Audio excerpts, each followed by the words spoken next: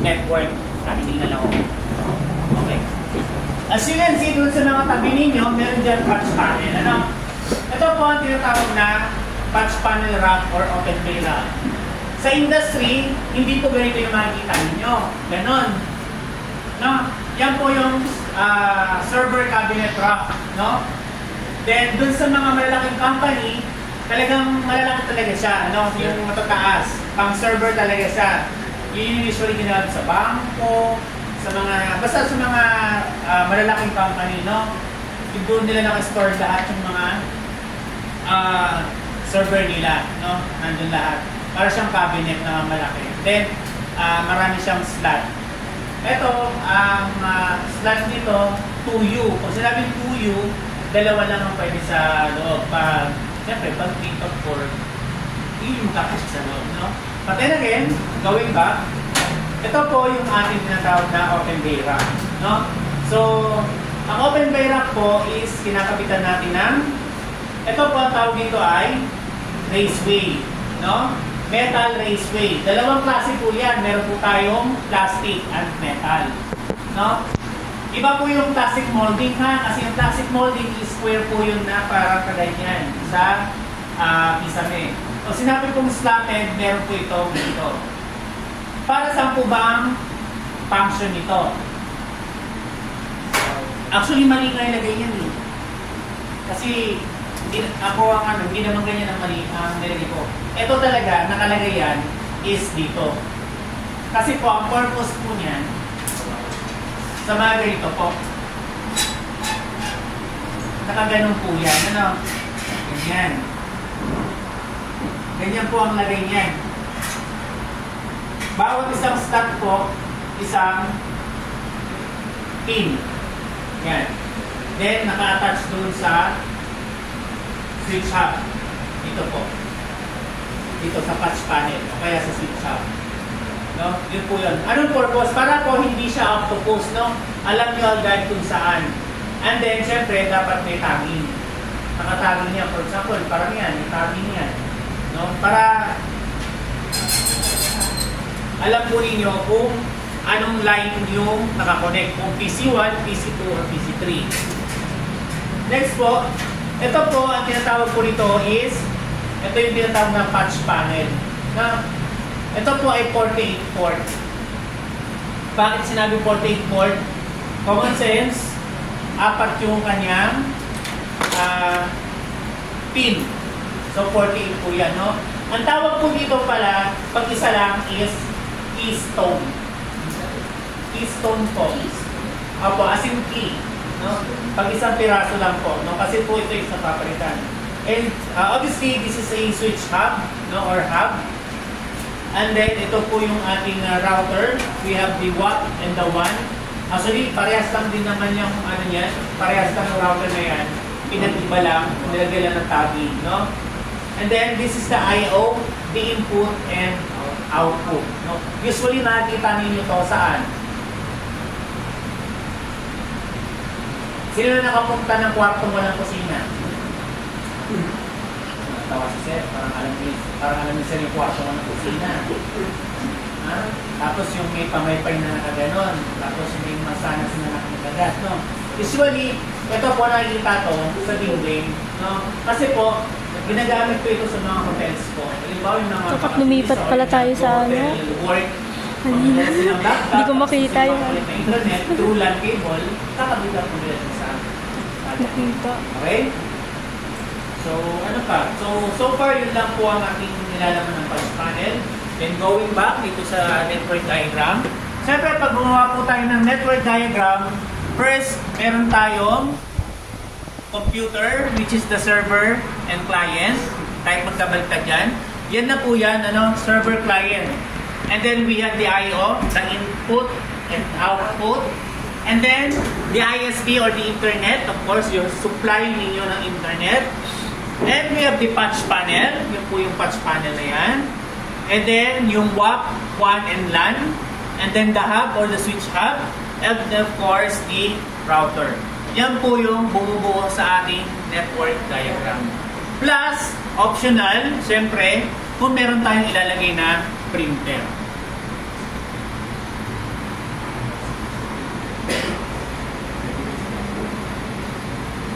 Kasi po, ang printer po, minsan, nakasali yan sa network.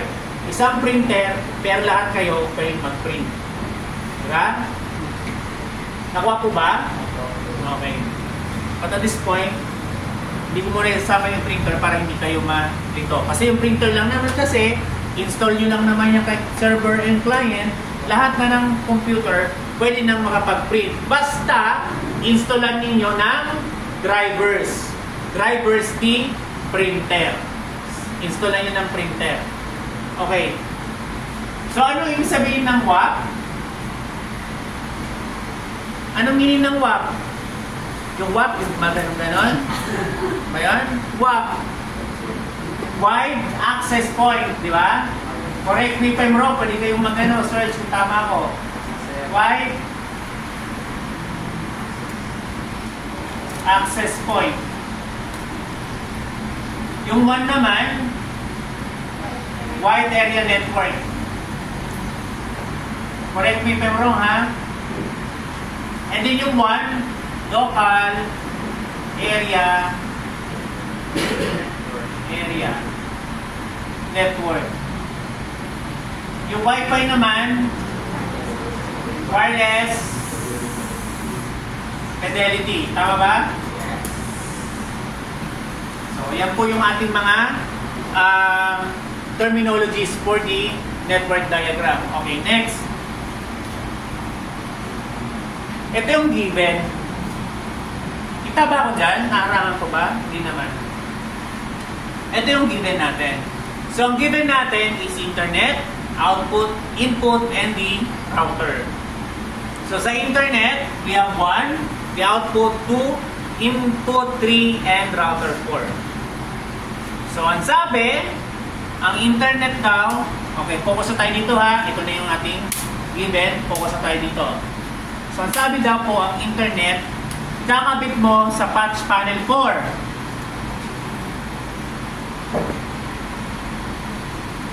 Patch panel 4. Lahat po yan, dadaan kay patch panel. Okay? Then yung output, 2. At yung input, 3. Yung router, 4. Ha? Mali. 1 pala yan. Kasi internet 1. Wala man lang nakakita. Mali na yung kinabitan ko. Okay. Then next, yung router niya is 4. Yung router dapat nakakonect sa 1.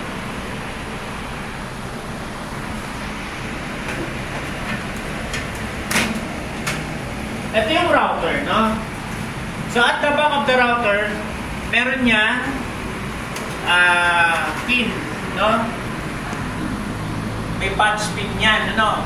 Meron tayong blue at yellow. Yung blue is 1. 1. Dito, sinasaksak or tinutusok yung internet connection. Sa 1. Hindi pwede dito sa dilaw. Kasi, ito yung input, ito yung output. No? So, ang trabaho ni router is to distribute the internet connections. No? So, ang sabi, si router daw po, dapat nakakabit kay number 4, yung 1. Kasi yan yung internet connection natin. So, ayan na. So, syempre, kulang pa. Tama? Hindi pa siya connected. Sinulat lang natin to. Ngayon, si client, kakabit nyo kay input. Si server, kabit nyo kay output. And then, yung switch hub, kabit nyo kay router. And then yung WAP, 1 LAN, kabit nyo kay switch hub. Okay. Then next, yung client, kabit mo kay patch panel.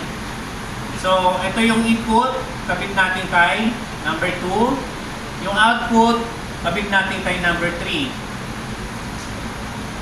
Then next, yung output, kabit natin kay switch hub. So, 3, kabit mo kay number 3. And then yung 2, Kabit mo sa number 2. Sorry.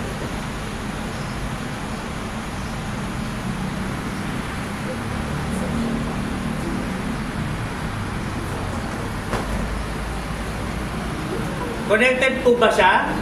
Hindi pa. Explain ko muna lahat ha. So yung internet po, dapat nakakabit kay router. Di ba? Pero, hindi pa sila connected.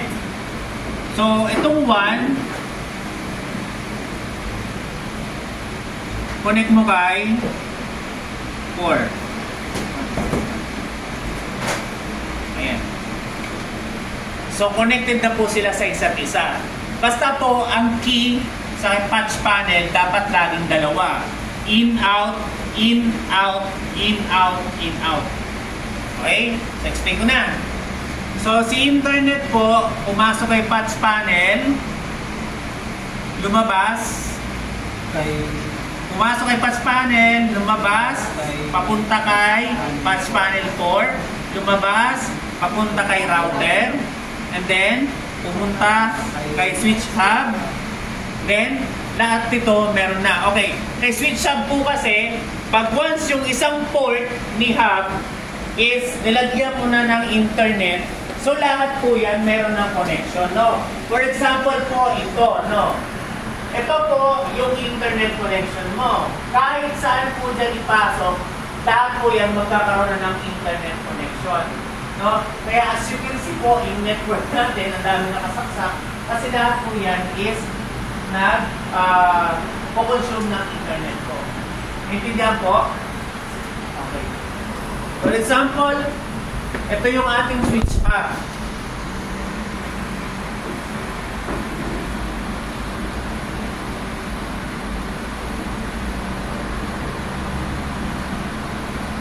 Ito yung ating switch hub, no?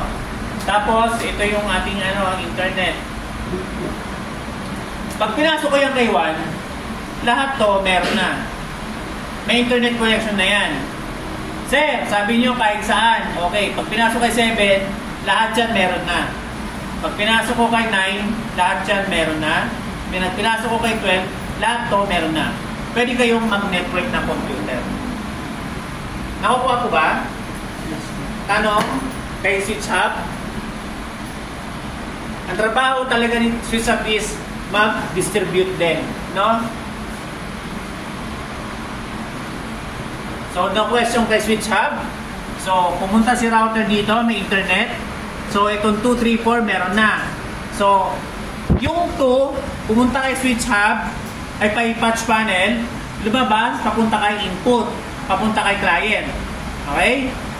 And then, yung number 3, pumunta kay patch panel 3, lumabas, papunta kay server. Tapos, yung WAP1 LAN na kay number 4, naka-connect.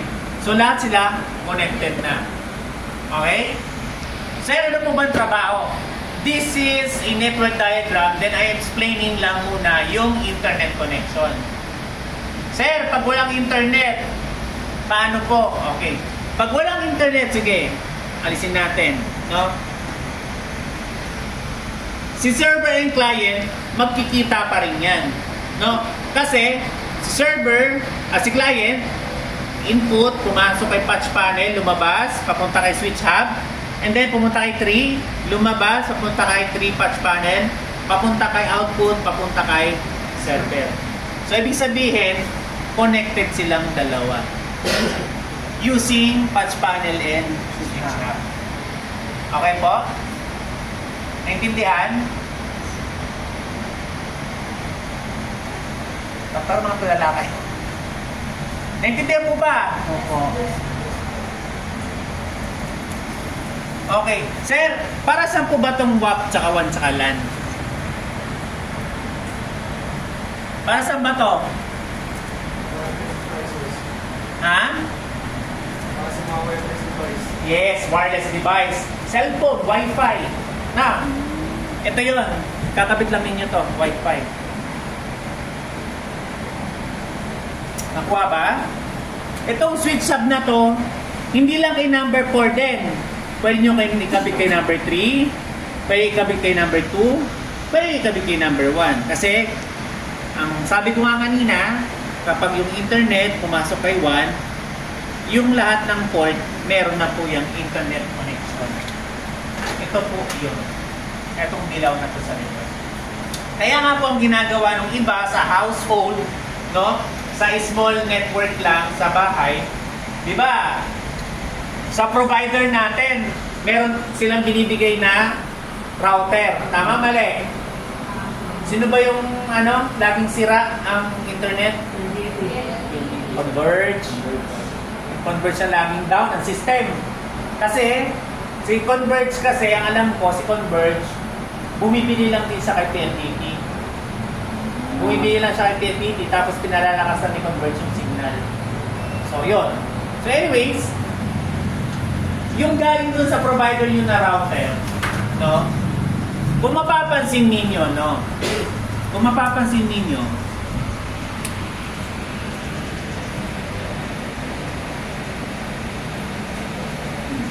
yan, may antena, di ba? Halimbawa, sa PLDT na lang, ito yung router ng PLDT. Yung fiber, kasi nowadays ang gamit pala ngayon guys is fiber optic na. Kasi dati, ang gamit is copper. Ang problema dati, laging walang internet. Kasi, bakit? Hina-harvest yung wire, tinatanso. Eh, ngayon, nag-fiber optic na, so wala na sila makukuha. Even though na meron nakakabit doon na metal, pero hindi siya tanso, hindi siya copper, no? Metal lang siya.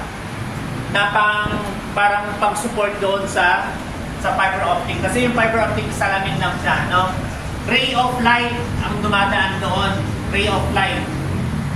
Kaya, pag nabasag yon, ang hirap hanapin ni technician kung saan na putol or nabasag yung glass. Kaya mapapansin nyo, yung pang-detect nila is ilaw din, laser din. Di ba?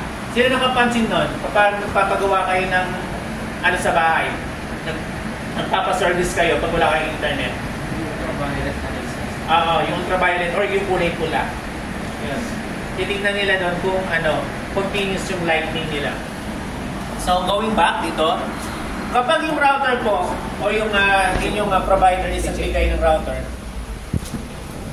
gumagana po ba lahat yung 1, 2, 3, 4 na port? Yung ganito sa likod? Gumagana ba lahat? Hindi. Hindi. Sino sabi hindi? Bakit kaya, sir? Black, sir. Okay, naka-black. Tama yun, sir. Ang gumagana lang dyan yung number 1. Yan lang. Etong 2, 3, 4, black yan. Bakit? Kasi po, kapag pina-open mo uli yan, may bayad uli. Ipapare-block mo yan, may bayad uli. Kaya ang ginagawa natin, or yung talagang yung merong nakakaalam ng kaunti, no? Bumibili sila nito sa store. Pipiling, Tenda, Cisco, no? Bumibili sila nito. Bakit? Kasi nga, gaya nga nasabi ko, pag once na nilagyan mo dito ng internet sa WAN, lahat ng port gumagana na. Plus, may Wi-Fi access pa. No? Nakalagay 3 dBi, 6 dBi, diba? Yung tatlo antena, 6 yung antena, diba? Yun. So aside dito sa router ng inyong provider ninyo, maglalagay tayo ng isang router din.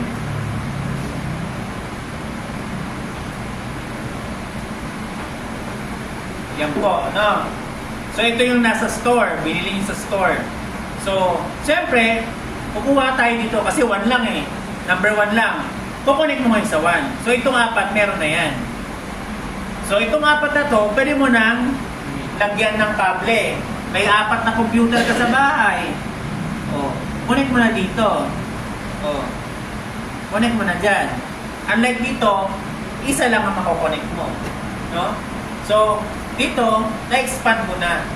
Pero, syempre, magre-relay pa rin kayo doon sa Mbps niya. Kasi, syempre, the more na marami nakakonect, bumababa yung bandwidth o kaya yung signal. Tama ba ako doon? Lalo na kung concrete barrier, ang kakapal ng semento ng bahay ninyo. No? mahirap makalusot yung signal. So yun po yung purpose kaya tayo bumibili ng ganito. Naintindihan po? What I'm trying to say is, pag yung router is bilhin sa store, lahat gumagana. Pag galing sa provider, isa lang. Ito, assume natin na sa store natin galing. Kaya lahat po siya gumagana. Okay? Nakuha po ba? Next, going back dito. Na-explain ko na para saan to? Para sa wireless device or Wi-Fi. And then, yung server and client, dapat connected silang dalawa. Ayan po. Actually, kung i-analyze lang natin, iikot lang yun ng ganyan. No? Yun lang po yun. Yun po yung explanation dito. Tanong po. Yes. Yan, pwede po ba ginagawa ng bus budget para... Okay. Pwede naman po. Actually, kapag ginawa natin yung COC3, hindi ko na, iba-bypass ko na lang po. Iba-bypass ko muna. Pero required tayong gumamit nito. Kasi syempre, meron tayo. Ayan o, nandiyan eh. Kompleto tayo sa gamit eh. Pero kapag nasimulan ko muna yung COC3, bypass muna gagawin ko.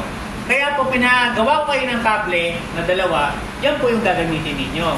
No? Kasi po, kung gagamitin po natin lahat ng devices dito, 6 po na kable ang gagamitin natin. No? So, ano yung sinasabi kong bypass? Simple lang. PC, client, PC, server PC, LAN cable, ganun lang. Ganyan mas dali. Isang kable, isang kable, tutusok mo dun sa server, tutusok mo sa client. Ganun lang kadali. Kasi COC3 yun po ang papagawa ko sa inyo muna. Then kapag nakuha nyo na, pagagamitin ko na kayo ng patch panel. Minor muna tayo, baka mawin lang kayo. Okay po? Isa pa explanation? Sige. So, question dito? Naintindihan naman po ba ang diagram natin? Yes po, pero nagsa-silent shout si ma'am. Sige, isa pa.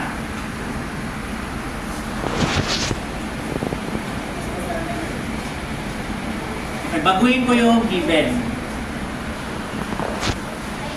Gawin kong 10, 12, 25, 48. Kasi 48 ports. So ito yung given. Yung router 48, input 25, output 12, internet 10.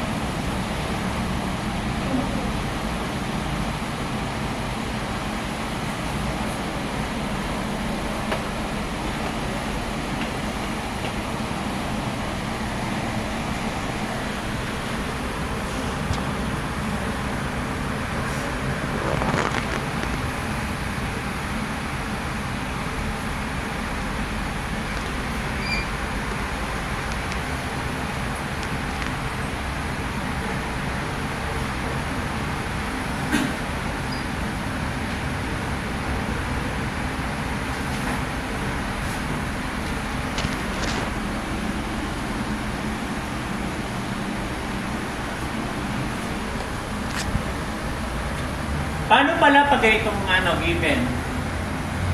48, yung pinakadulo. Anong gagawin?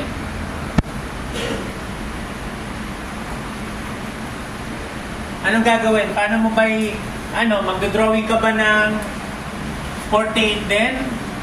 Na port? Gagayanin mo? Tapos bibilang ka hanggang 48? 1, 2, 3, 4 pa. Hanggang makabuo ka ng 48? Hindi sir.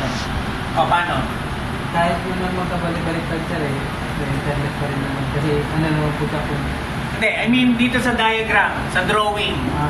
Makompletohin ba natin yung 48? Ha? Makompletohin ba hindi? Hindi. Hindi na. Huwag yung pahirapan yung sarili nyo. No? Hindi na. Kung ano na yung given yan, yan na lang yun. For example, ito yung given. Drawing lang kayo dito. O, 4. Kasi 4 lang eh. 1, 2, 3, 4. Lagay mo dito, 10. 12, 25, 48. Ganun lang.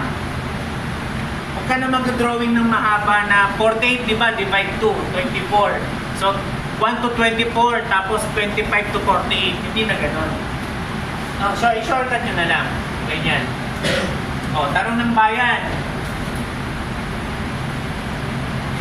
Sino ang gusto mag-try? Okay. O, sige, try mo. Sige po pa. Stay. Sir. Hindi ka mabuti at pupunta.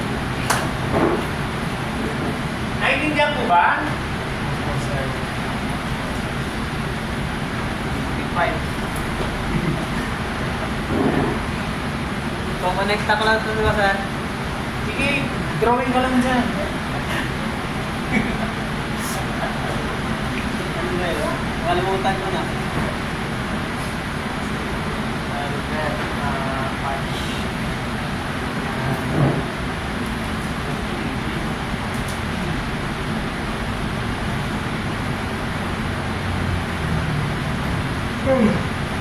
Grabe ah. Mantok sa kuya. Tama ba pinagagawa ko? Ganyo ka, tapos...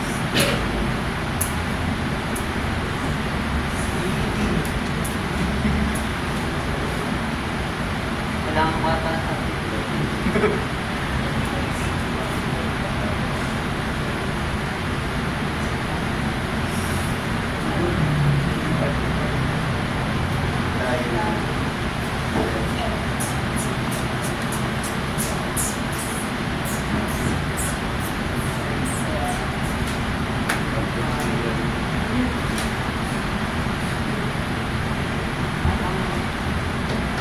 Kahit ano naman yun, di ba?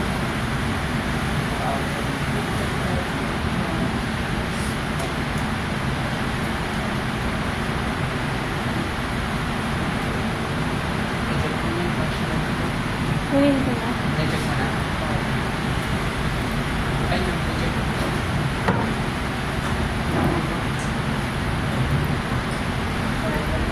Ha? O, sino gustong tumulong kay kuya? Ba't ako? Hindi good. Sino gustong tumulong kay kuya? Tulungan niyo si kuya sa network.